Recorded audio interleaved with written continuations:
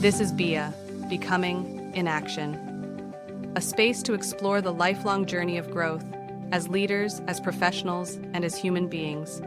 Through honest conversations and lived experience, we evolve with courage and intention.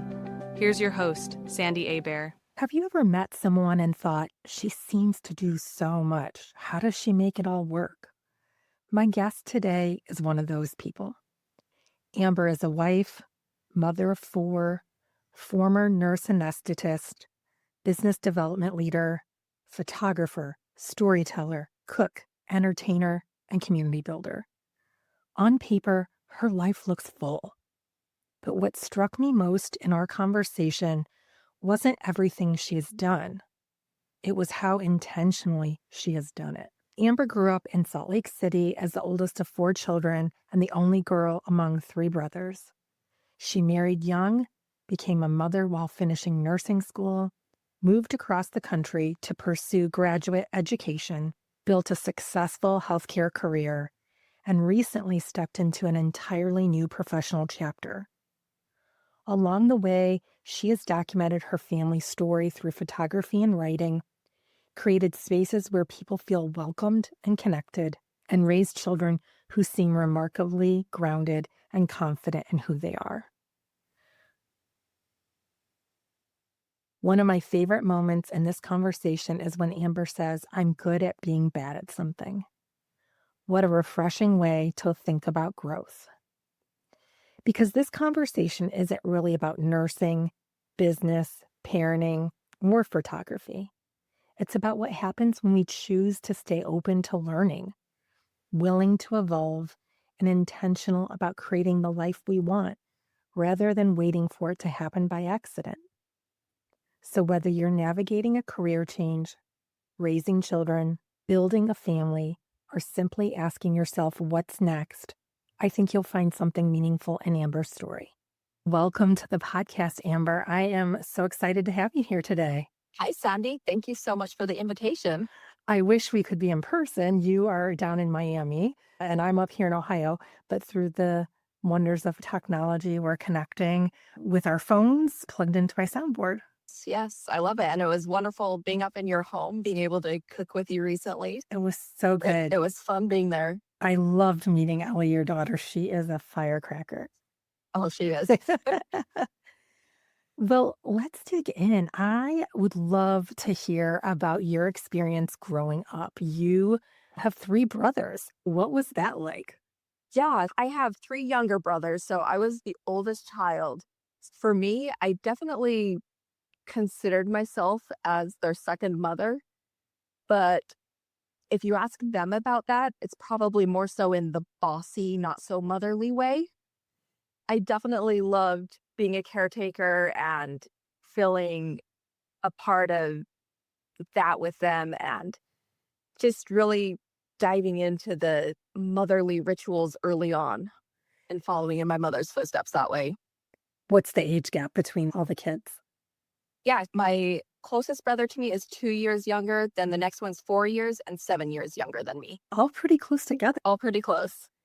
How do you think being that oldest shaped your confidence and your competitiveness and your sense of independence? Being the oldest, I was obviously put in a natural position of leadership and the responsibility that comes with that, which I don't even think I fully realized until I saw it in my own oldest child and the responsibility that was really placed on him as the oldest to kind of set the tone for the family and to kind of be the leader in that sense. When I was younger, I was so excited when I was finally allowed to start babysitting the boys on my own. I was always creating games and systems that would bring everyone together, but also kind of me being in charge of them. For example, I remember taking all my brother's books away from them and setting all of them up in my room. If they wanted to read a book, they had to come into my room and go through my library system that I had set up. They had to use a library card and check it out for me and return it when I told them to. I was just always trying to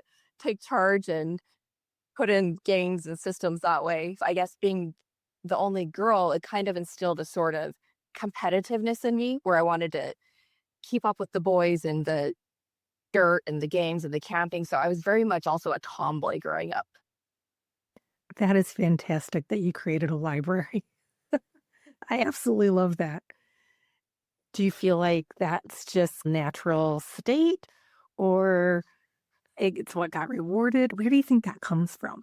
That's an interesting question. I want to say it's my normal natural state, at least for sure at that time. Ah, And I see it in my own daughter, which kind of cracks me up because she's not the oldest, but she does the same things. She loves to take charge. She creates so many games and she's got all the boys just playing along and they all have to follow her rules and they just do it. She's the leader of the pack and the boys just drop into line and go along with it. I kind of think it's a personality thing.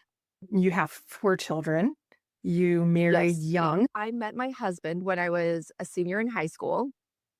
We went to the same church. I grew up down the street from him. We didn't know each other, though, until he had returned from his mission that he served for our church. So we met just before he was 18. We got married when I was 20. We had our oldest baby by the time I was 21, which was about the same time I was wrapping up my initial degree in school with nursing. And then, yeah, we had 3 more children. The next was our daughter. That was about 3.5 years later. And then 2 more boys that are 10 and 11 right now. You just don't like to do one thing at a time, do you? My husband and I talk about that. And I mean, we were both in grad school at the same time. We were 2 kids in at that point. He was starting his new career, trying to build a business. We just kind of look at it as most everyone in their 20s isn't getting sleep anyway. So why not just not get sleep because we're doing it all at once? Yeah. You were doing far more productive things in your 20s with your sleepless nights than I was, let me tell you. That's wild. Nursing school was pretty demanding at the end too, with a baby, with clinicals and everything, right? Yeah, for sure. I was one kid in at that point that I was finishing up my RN degree. So finished my bachelor's. And then by the time we moved from Utah to Miami to go to grad school, I went to the University of Miami for the nurse anesthesia program. I was pregnant with my daughter entering the program. It was quick cadence, all kind of happening at once when you look back on it. And what a huge step to move from Utah to Miami, away from family and support system. How did that come to be about? Oh my goodness.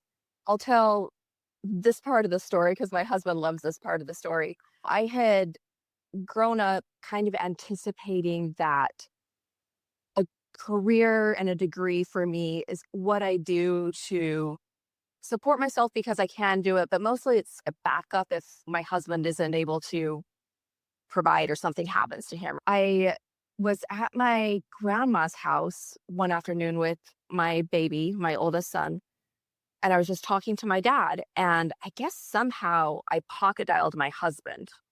I don't know how that happened, but he overheard the conversation I was having with my dad. And I was just telling him, yeah, I'd really love to go on and become a nurse anesthetist, do more with my degree. But Joey's just starting his career and we're really focused on building that so he can be the provider for our family. And that's what's most important to me right now. So I want to focus on supporting him. But I would need more chemistry classes anyway. So it's too much to pursue right now. And my husband overheard this conversation. And by the time he called me back about 20 minutes later to respond to it, he was like, hey, just so you know, I've got you registered for those missing chemistry courses at the local college that you needed to take. And we're going down this path if that's what you really want. So that's kind of where it all happened. And then as far as getting to Miami directly, the program itself here made the most sense for us. The program that they had in Utah, it was just a lot of traveling to the clinical sites. University of Miami was really highly ranked. I could do everything locally. My husband, his business, it made sense for him to be building that in a place like Miami. So all the stars aligned. And then there was also the alluring fact that the ocean is warmer in Miami than it is on the West Coast.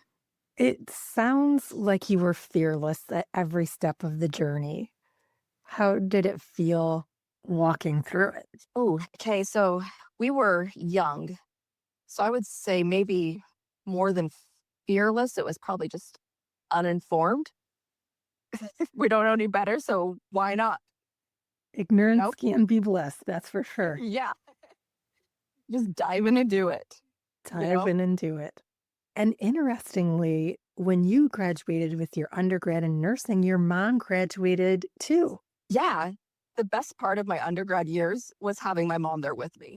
It was such a fun time. She had always been my best friend growing up, and I admired her so much even as a teenager. So for me, it was just like having a bonus friend at college with me. It was amazing. And I remember she would sit in classes with me. She would talk with me and my friends. It was just fun. And quite frankly, my first year of college, when I was doing all of the prerequisite classes, I don't think I would have passed chemistry if she hadn't been there with me and been taking notes. So there was that bonus too, having her there. That is so special. I didn't realize you guys were in classes together too. Yeah, yeah, it was a lot of fun.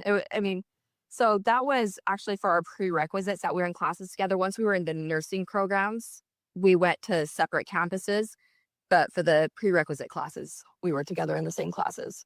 I would love to know your mom's secret because my teenager currently does not think I'm cool at all.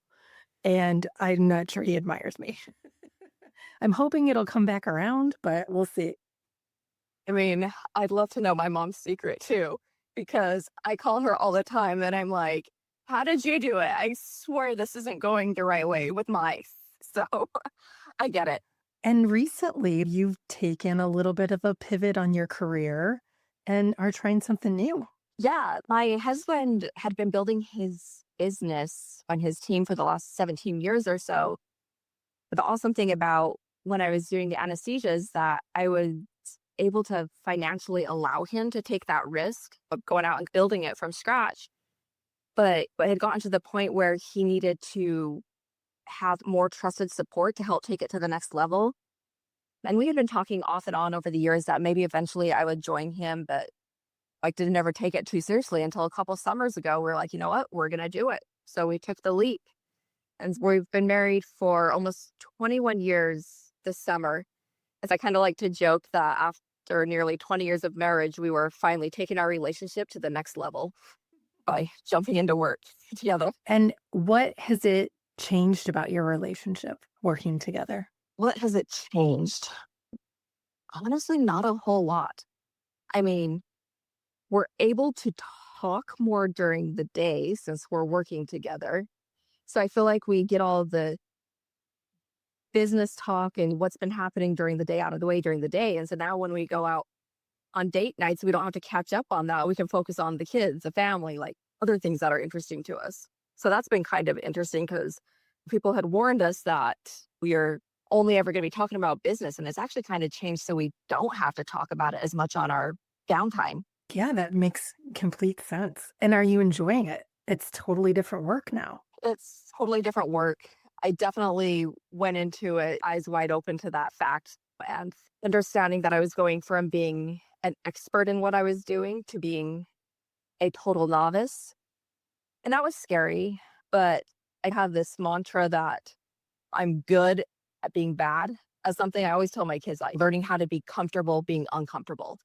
So I'm currently still sitting in that 2 years in, but kind of look back and think once in a while, man, it was nice and easy being so comfortable after being in your field for 15 years and understanding everything and being an expert to having to restart and relearn everything from scratch. That's been a different experience for sure.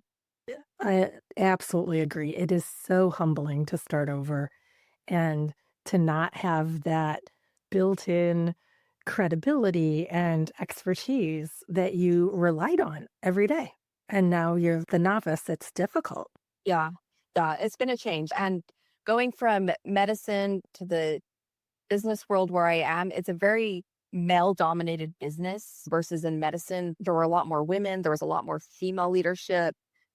It's just funny because I remember my first week switching over, all these different meetings, and I was using ChatGPT constantly trying to figure out what all these sports analogies were. 'Cause I don't know anything about team sports. My husband's not really into team sports, but being such a male dominated business, that's the only analogies they ever use. So I've got my ChatGPT, I'm going, what is a quarterback? They keep telling me I'm the quarterback, but what does that mean I'm doing? So I was trying to figure out a whole new world and a whole new way of speaking, just even in that regard, socially. Oh, that's hilarious. I often think about the acronyms that come with going into new area of focus, but the sports analogies, that is so real. Yeah, and the acronyms, yes. And so many of the acronyms we're using now had a totally different meaning. I'm like, why are you talking about a different airway device? And I'm like, wait a minute, not anesthesia related. Okay, start again. Because your brain just goes back to what you know very quickly when you hear it. Absolutely. What other nuances are there because it's more male dominated? I feel like they're doing a very good job as far as attempting on paper and verbally to support women and to help in that way. They're very actively trying to recruit women into the field to get more women, but I think it's difficult given just biologically, women are the ones who have to get pregnant if you're going to be having a family. And in some careers, it's just not that you can just leave and show back up and everything's going to be okay. When you're 100% commission based or a sales position, it's not like you can just disappear and go off the face of the map for 3 months and come back and everybody's still there waiting to talk to you. They will have moved on to someone else. So honestly, I think it's more of a function of biology. I don't think it's so much the system stacked against you as it's just a difficult place for women to be in if they want to be able to have kids and take that time. I'm not saying that's how it's always been. For sure, there were women earlier on and they've had to really fight their way to the top. They had to deal with the sexual harassment. They had to deal with all the crap. I think a lot of that has been rectified, but just biologically, there's still just that. If you're going to be the ones having the babies and taking the time off, it's really hard to maintain a book of client relationships through that. Absolutely. Cycling in and out of the workforce, having children is difficult. We often are forced to choose. I didn't take 3 months off with two of my children. I took 7 weeks with Grant and 8 weeks with Luke. I was lucky to be home for a little bit longer with Drew, but it's very fascinating how that impacts your confidence too. I stayed home for 2.5 years. And when I returned, I was like, are my skills still relevant? I was nervous. It was difficult. It is part of being a woman and having a family. Yeah, for sure. I was doing the same thing as you. I was in medicine, so I definitely could leave my job and come back and it's still there. But almost like to prove myself that I wanted to be there, I was like, no, I need to go back early. I need people to take me seriously that I'm a career person. This is what I'm doing. It's almost like I was overcompensating just to prove I belonged. And I did the same thing at home. You go back home and you're overcompensating there, trying to spend all of your extra waking moments with the kids, with the family, doing things for them, not taking as much time for yourself and planning over the top birthday parties or play dates, things that you just kind of overcompensating for not being there all the time to prove that you're doing enough.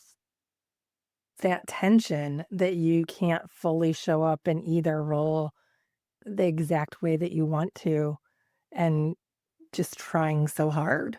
Yeah, exactly.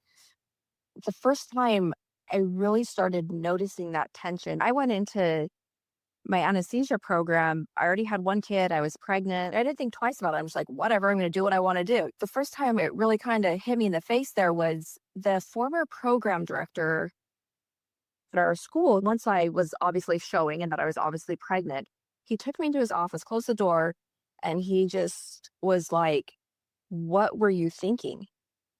Are you trying to make a mockery of this program? Did you plan this?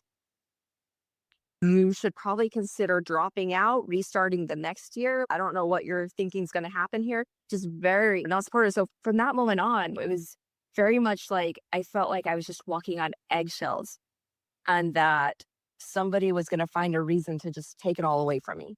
Wow, I am so sorry that happened to you. That had to really shake your confidence and your stability in the program. That's terrible. Yeah. And it played into my career as well. It's almost like I always felt like I had to hide the fact that I had a family too.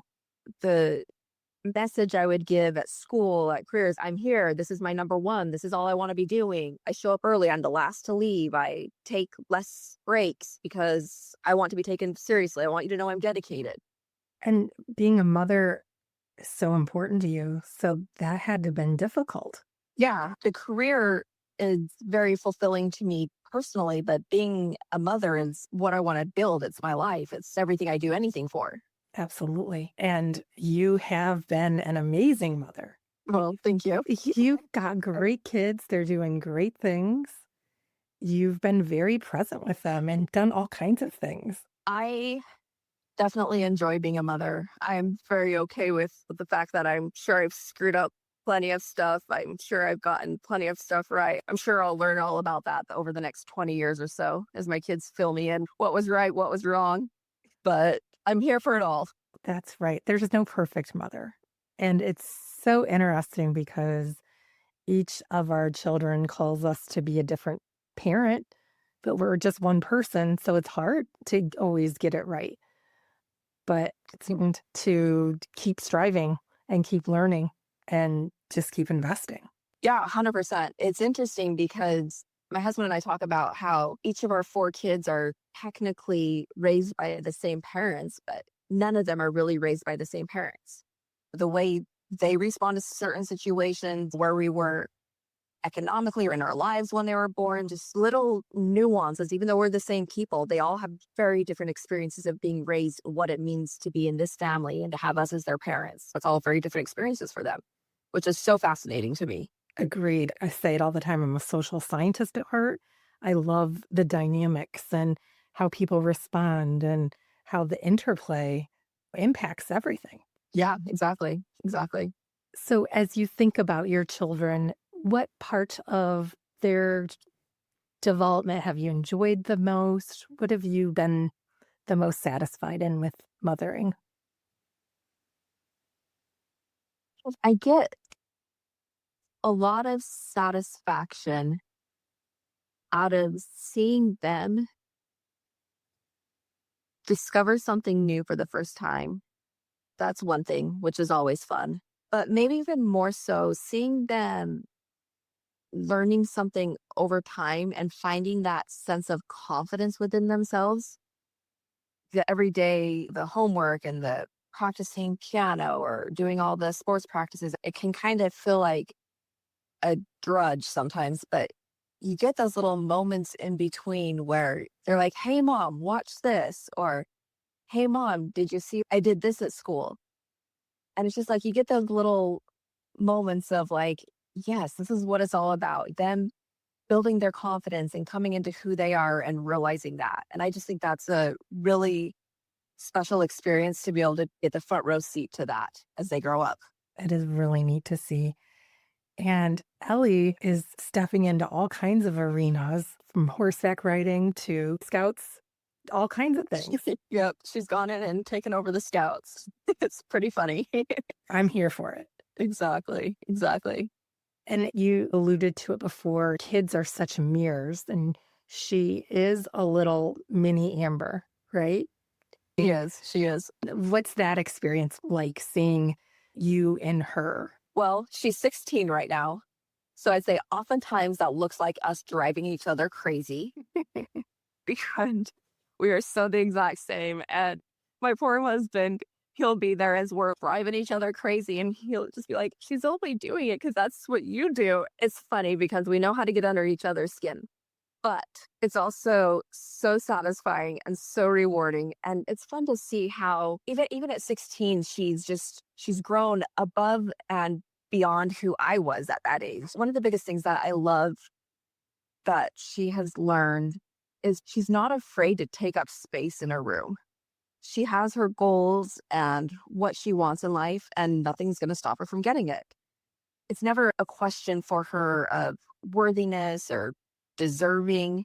She just knows who she is. She knows the value she brings to the table, and she knows what she wants. I just really love that about her, and I admire that about her a lot. She's a natural leader, and she's willing to go out there. She's willing to help people with that. She is very kind-hearted. She takes people under her wings to help them. She uses her leadership to help people evolve. She loves that. She gets satisfaction out of it. She'll tell me, I think I really helped this kid today.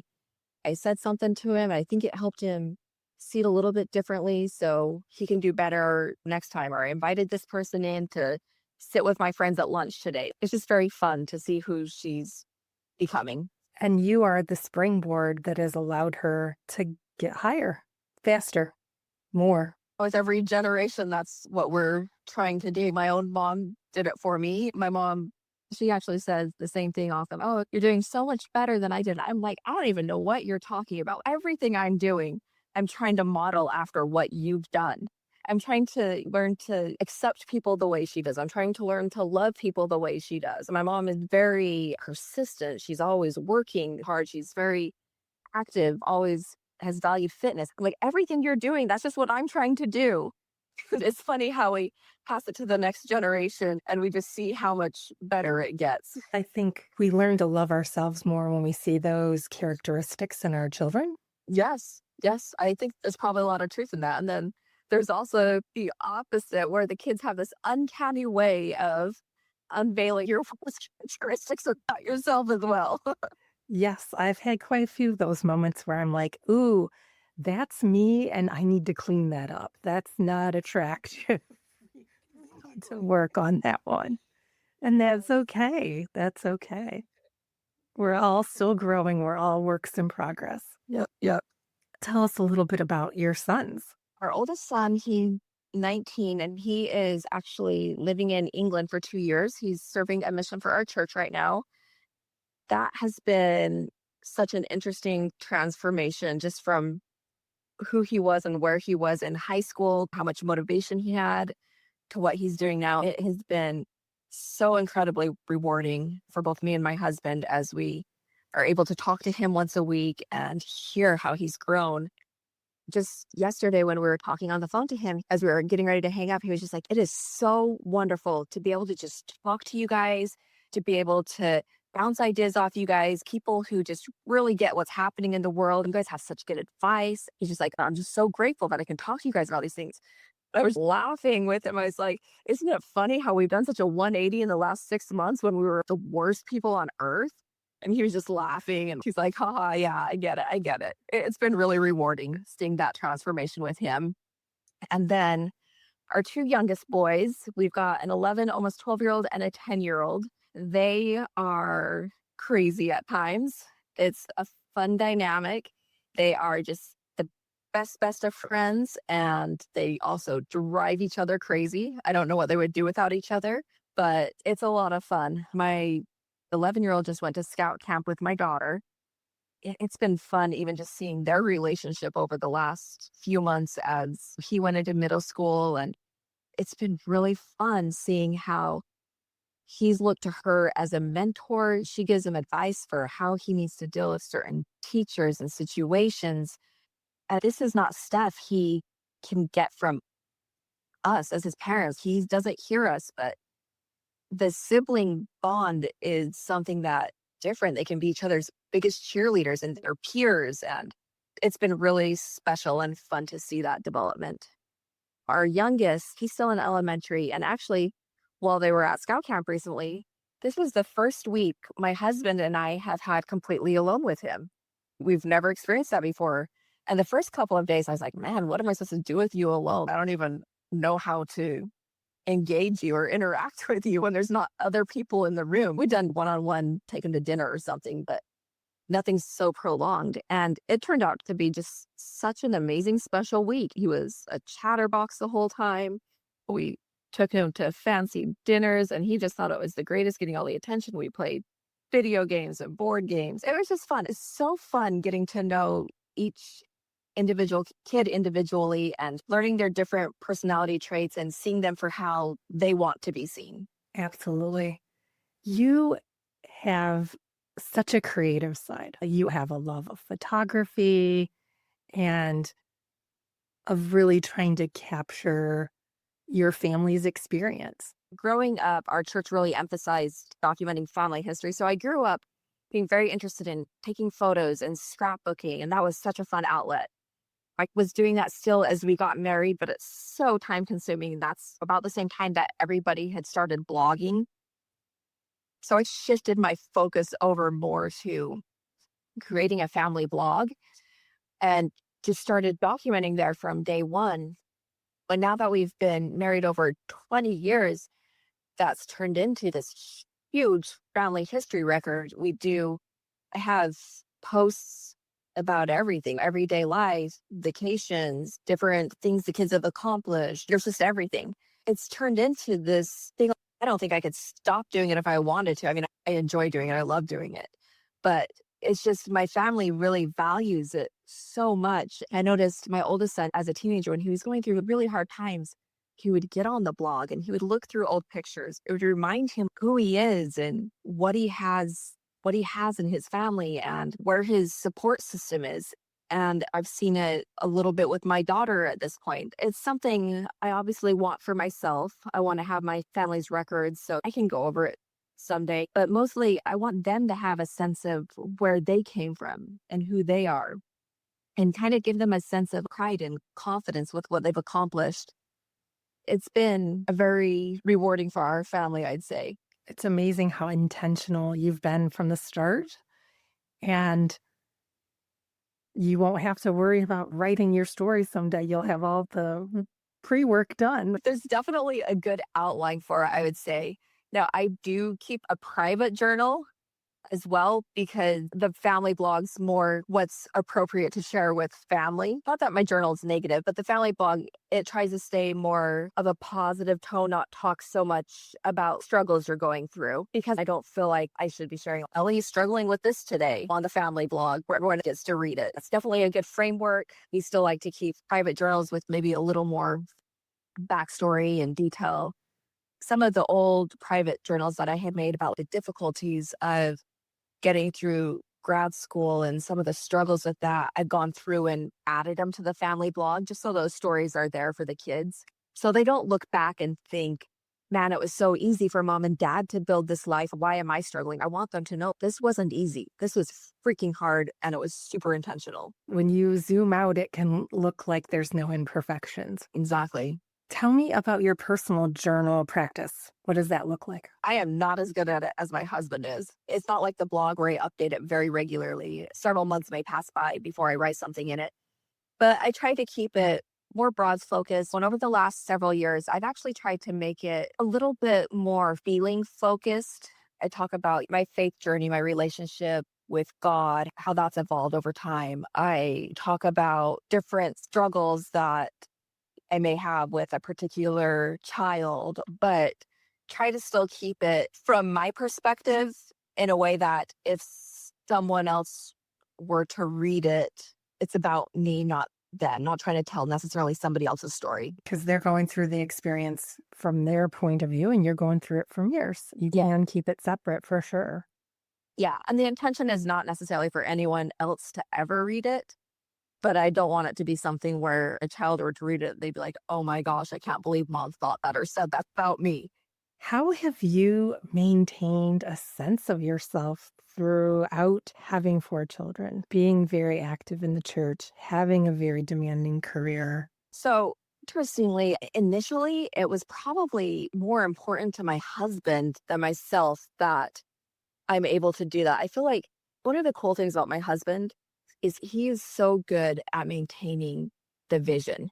He's really good at capturing that. And so I feel like he had more of the foresight to see that's something I need to maintain. And he has always been very supportive of, you want to go back to school? That's what we're doing. You're focusing on fitness. I'm going to do whatever it takes to get you there and make that happen for you. Whatever the goal is, I'm doing whatever in my power is to make this happen for you. So that's been obviously a huge help, having an incredible support system that way. But also just recognizing growing up, having a family and raising kids was everything to me.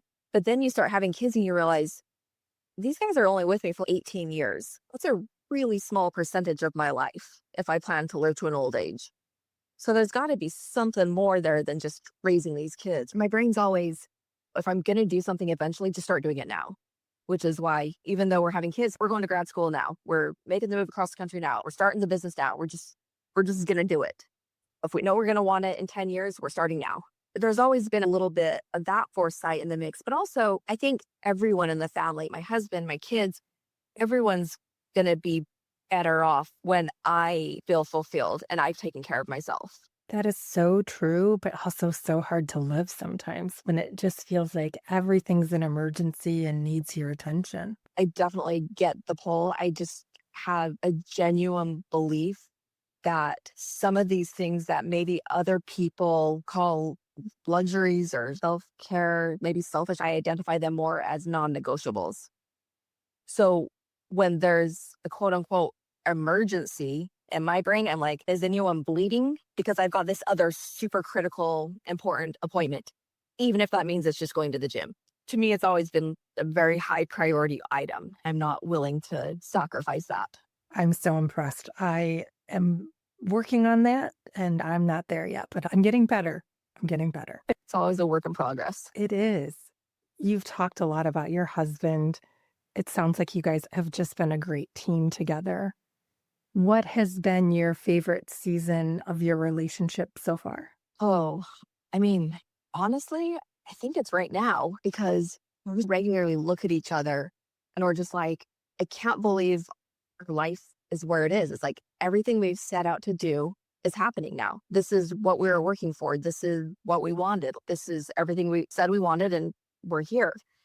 This last year or two, we've been retooling our goals and our dreams and our vision. Like, okay, so what do we want to look forward to for the next generation now? What are we working to build for them? It's been a lot of fun. Can you give us a sneak peek on what you're thinking of building next? I mean, it's nothing out of the ordinary. It's just the vision of when our kids are grown, wherever they are, whatever they're doing, we want to have a home that can gather everyone's families, what we refer to it as a legacy house, a place where everyone wants to go, where everyone wants to be together. We want to have the ability to provide that for people. We want to have the ability to support our kids should the economy necessitate it. Granted, we tell our kids 100% at 18, you're moving out, you need to figure out what you're doing, you need to support yourself, you need to have a plan, but also we recognize the world's crazy. Who knows what's going to happen next? So we want to be able to provide some wiggle room for them to be able to be more of a launch pad than what we had. I think those sound like great goals, and I would love to come visit your legacy house. Yes, I'll let you know when we've got it.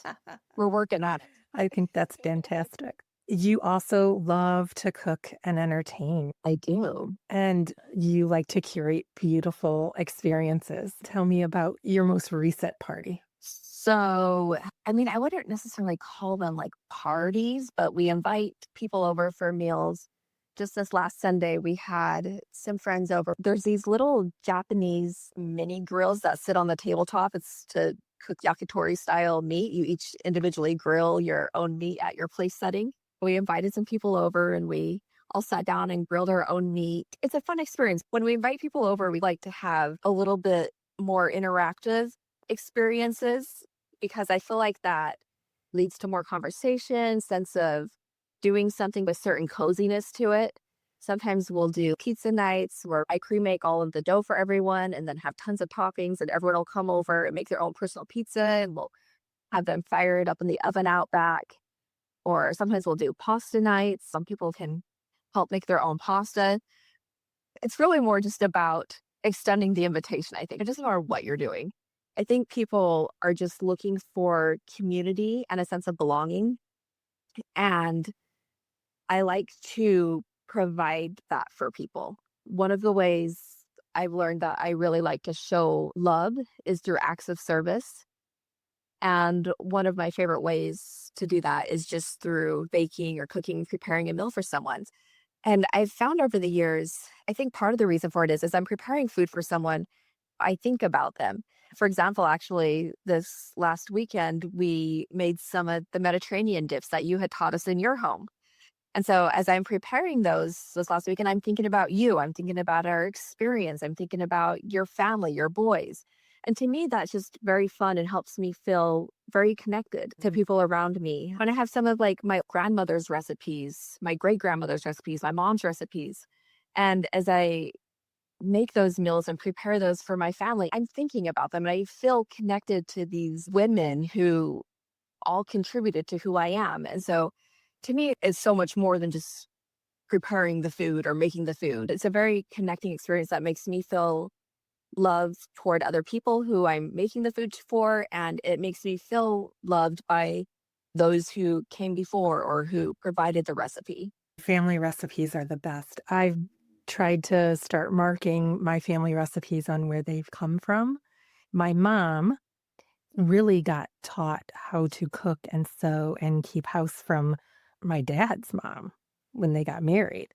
It's Mhm. confusing. I think sometimes that things are from my mom's side and they're from my dad's because there was such an overlap between the two families. So I've been trying to tease apart which side of the family did these things come from, these traditions and these recipes. Oh, isn't that interesting? Yes.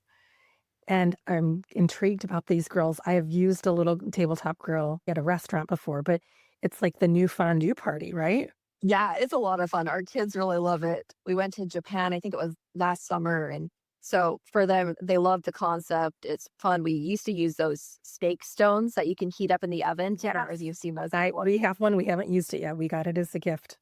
Now that you Okay, make so me think of it, I did try it. Yes. those are fun too. But now we've evolved to the Japanese style because everyone's obsessed with that now in our house. Fun. I was thinking about, I saw you over Memorial Day weekend and you flew home on Memorial Day and had a very large gathering that day at your house. Oh, that's true. We did. We had a big barbecue at our house a few hours after I got off the plane. It made me giggle because it's something that I would do. And my husband's always telling me that I'm a little crazy. So I'm very happy to find a kindred spirit who does those kinds of things too. I feel very normal It now. wasn't too bad. We did a potluck. Everyone brought stuff. It's fun. It's good for the kids. We live in Miami, away from family. Most of our family lives in Utah. We have my dad in Ohio, obviously, and a brother in Texas, but most of our family's in Utah. We've kind of had to build our own community and our own tribe here. And so for me, a big motivator is the kids to have people surrounding them who love them and care about them and knowing that there's people there for them. It seems like people have started to lose a little bit of that ability to curate their community. It feels like you're very much at the center of your community. Yeah, to us, it's an important value to gather people, help foster that sense of community. But not only that, but we use it as an opportunity to invite the kids' friends or a family that we don't know well. It's a very low pressure way to meet someone when you're gathering. It's easier for people to accept the invitation, or we'll invite people who are new to our city or even new to the country. We've had refugee families that we've gotten to know, and we try to make sure to include them every time to just have some sense of community and continuity and a place where you can belong. I think a lot of people are looking for that and looking for that connection in the world. I think one thing we've forgotten is that connection and community is something that intentionally needs to be created. It doesn't just happen. So I'm very happy to be the one to be intentional about it and to try to create that and foster that for people. I would love to meet your mom. She sounds amazing. She really is. Your parents got divorced. How old were you when they got divorced? 19 years old. And actually, the funny, maybe not funny, ironic side note, this is about the same time I was dating my husband. And when my parents separated, they both very quickly remarried. So my mom and my dad and I all got married in the same year. Oh, wow. I did not realize that. Yeah. So that was a pretty crazy year for our family. Yeah, lots of changes. Yeah. Did their divorce impact how you felt about marriage or your confidence going into your marriage? Oh, for sure. For sure. I came into it. I feel like I was kind of a mess, and it didn't help that I was pregnant 4 months later with all the hormones and everything. I think it took a lot of personal work and thought work to see my way around that. And my husband's been very incredible and instrumental in helping with all of that. There was a lot of emotional immaturity from that. I would say that could have been self-sabotaging at the time, where if we had a disagreement on something, my brain would jump to, oh, well, if you're going to leave me, then just do it now. Don't wait.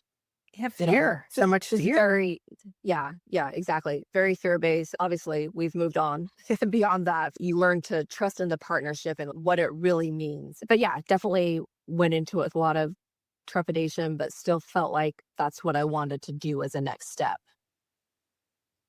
And you watched your mom reinvent herself. My mom has always been an example of being productive and getting things done, whether that looked like just running our women's group at church or managing all of the family's activities, our travels, our needs, taking care of herself by going to the gym every day, doing the upkeep on our house. She would take care of our huge yard all by herself. She just put everything into the family. She taught us kids to have faith and love God and turn to Him in hard times. So the divorce for her was no different. You could call it a reinvention because she went back to school.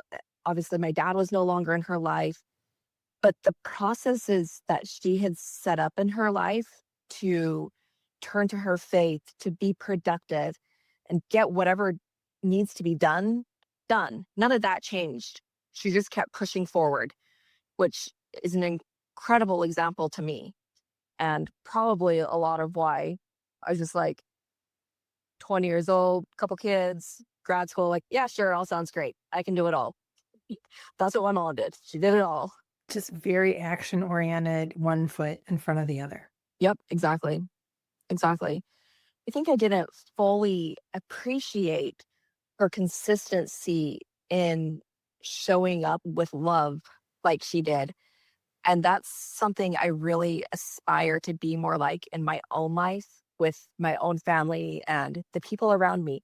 I definitely took that for granted, but I've seen it in my grandmother. I see it in my mom. They're examples of being really able to love people, but something that I feel like I struggle with. So I really appreciate that example. And it's something I'm striving for. Yeah, it can be hard to meet people where they're at and accept them for who they are in the moment and let go of our expectations. Yeah, exactly. What have your children taught you about yourself? Children have a special way of showing you all the things about yourself that you don't necessarily want to see. It's certainly one of the most humbling experiences in life, but I'm okay to say that's a good thing because it's a great way to approach self improvement. I feel like I was really, really good at being a mom of young children. I felt like everything was easy to fix. I could fix it all. Every answer was they need food, sleep, or snuggles. I can do that. I've struggled more with the teenage years when they have more of the sense of independence and I can't control everything anymore, which is really hard for me to say because I don't want to say I feel like I'm controlling, but I'm honestly like very controlling if that's how I see it. You're controlling if your happiness or your mood is going to be dependent on the outcomes of people around you. So it's been good for me. My husband's much better at the teenage years. He's been a good example to help me see how he interacts with them, especially my 16-year-old daughter and our 19-year-old son.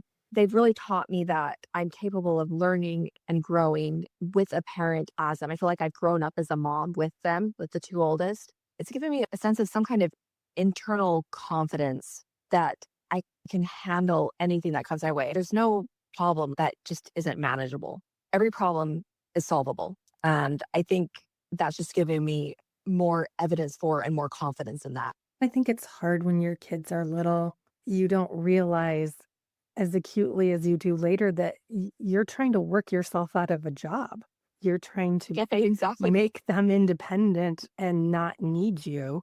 You still want them to want you and come to you, but they don't need you. That's a hard transition from they were so dependent on you for their life in every way, shape, and form as an infant, and then they need to go and be independent. It's a hard transition. I totally agree with what you're saying. And I would say that transition that I'm experiencing now has probably been the hardest season of motherhood for me. I'm in the thick of it now with my youngest boys being 10 and 11. People just don't need me physically as much as they used to. It's been a bit of an identity shock these last couple of years for me to be like, okay, what's next? Where am I going from here? Again, I love your intentionality and your thoughtfulness around all of these seasons and choices. And the fruit of that intention is definitely paying off. Thank you. You're very inspiring. Thank you. I feel like I'd be remiss if I didn't say getting married so young, I feel like my husband and I kind of grew up together. We built our lives together from the ground up and we created who we wanted to be together. Joey, my husband, he supports me as a woman, not just as a mother of our family. I really, really value that because sometimes, especially through this transition of trying to figure out what my identity is as a mother and a woman with the kids getting older, it's really helpful for me to be able to have him see me fully as a woman and a person and not just the mother of the children. He sees my strengths, my weaknesses, everything, and loves me no matter what through it all. He helps me feel capable and brave. He just really is my biggest cheerleader. It sounds like you bring out the best in each other, and that is an amazing partnership. It is. It's very special. It's very special to have. You said this summer will be 21 years? Yep, 21 years.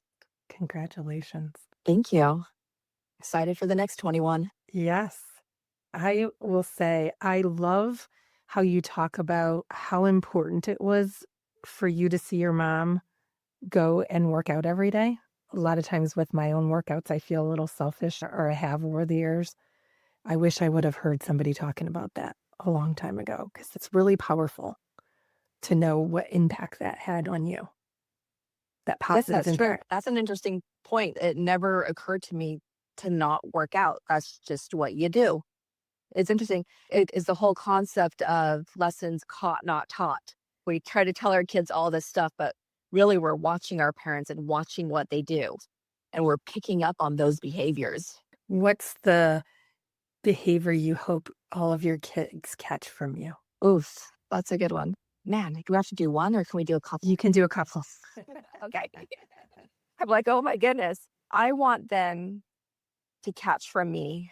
I want them to see that you create your own happiness. I want them to create their own happiness in their marriages, their families, their lives.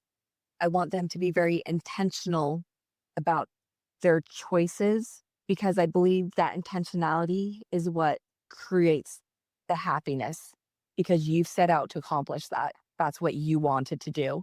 I want them to know that I love their dad.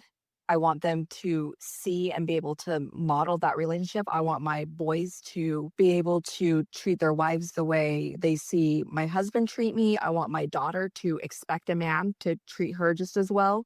I want them to know that I have a faith higher than myself. I want them to know the faith in God that I've had to work for and that I've had to work to learn to love people and grow. And that's something you can do. You have an incredible growth mindset around all things. Thank you. It's definitely come with time and intention, I would say. Most of our greatest gifts are hard won. They're not just handed to us. I believe that wholeheartedly. I'm excited to see what these next chapters of life hold for you. I have enjoyed hearing about your life through your dad over the years, and such a joy to get to meet you and spend time with you. Agreed. Thank you so much Yeah. for this time. I really appreciate it. It's been a lot of fun for me too. I appreciate you coming on and sharing your story. As I reflect on my conversation with Amber, I keep coming back to one word: intentionality. Nothing about her story feels accidental. Not the decision to continue her education, not the move across the country, not the way she approaches motherhood, not the family blog she has maintained for decades, not the gatherings she creates around her table, not even her willingness to leave a career where she was an expert and become a beginner again. Throughout our conversation, Amber reminded me that meaningful lives aren't built in giant leaps. They're built on the thousands of intentional choices made over time. I was especially struck by her observation that connection and community don't just happen. They have to be created. The same could be said for confidence. The same could be said for strong marriages. The same could be said for family culture. And perhaps the same could be said for becoming. One of the things I admire most about Amber is that she doesn't seem to view growth as something that ends. She isn't chasing perfection. She's simply willing to keep learning, to keep stretching, and to keep becoming. And maybe that's the invitation for all of us. Not to have it all figured out, not to get it right every time, but to stay willing to be beginners again. To be, as Amber says, good at being bad at something. As you move through your day or week, you might want to ask yourself a few questions. Where in my life am I being intentional, and where am I simply reacting? What am I creating today that I hope would matter 10 years from now? What would I pursue if I was willing to be a beginner again? And where might I need to intentionally create more connection, community, or belonging in my life? And that's what I'm learning right alongside you. Thanks for listening. See you next time.